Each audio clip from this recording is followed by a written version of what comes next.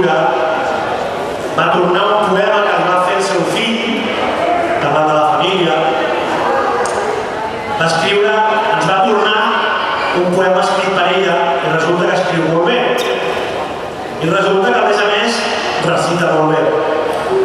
I com que no es veia un cor de pujar a recitar-lo per les emocions i tot això, doncs vaig anar i la vaig gravar. I bé, doncs ara l'escoltareu. Aplaudiment, sisplau.